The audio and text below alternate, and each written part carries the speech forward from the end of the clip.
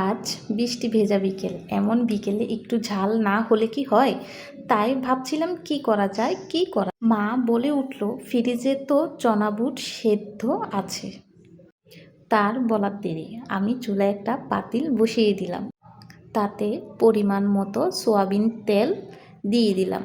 আর তেল গরম হয়ে গেলে তাতে কিছু গোটা মশলা দিলাম, যেমন তেজপাতা, এলাচি, লবঙ্গ আর দারচিনি।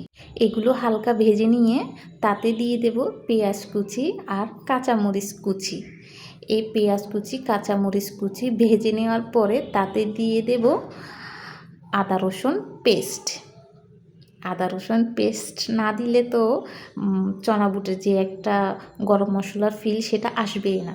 আদা রসুন পেস্টটা ভালো করে ভেজে নেব যেন কাঁচা গন্ধগুলো চলে যায়। গন্ধগুলো চলে গেলে তাতে দিয়ে দেব পরিমাণ মতো হলুদ, মরিচ, গরম মশলা দিয়ে ভালো করে ঢেকে দেব। ঢাকনা তুলে দেখেন, ওয়াও কি অসাধারণ একটা কালার এসেছে। এখনই দেখে জিভে জল চলে আসছে। আপনাদেরও কি আসছে কি না কমেন্ট করে জানাবেন। তা ভাজা হয়ে গেলে তাতে দিয়ে দেব আবার টমেটো কুচি।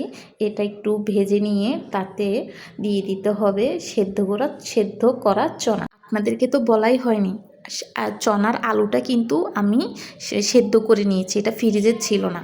তারপরে এগুলোকে ভালো করে মশলার সাথে মেশানোর পরে কম আঁচে ভালো করে রান্না করে নিতে হবে। দেখেন আমাদের চনা ভাজি হয়ে গেছে একদম 90%। এখন আরেকটু রান্না করার পরে খাওয়ার জন্য ফুল রেডি। দেখেন কালারটা কেমন এসেছে আর কি লোভনীয় লাগছে। আপনারা কমেন্ট করে জানাবেন আমার ভয়েস দিয়ে নতুন ভিডিও কেমন লাগছে, আর আজকের ভিডিওটা আপনাদের কেমন লাগছে। বৃষ্টি কি আপনাদের ওখানে হচ্ছে কি না তাও অবশ্যই কমেন্ট করে জানাবেন। চট্টগ্রাম আজকে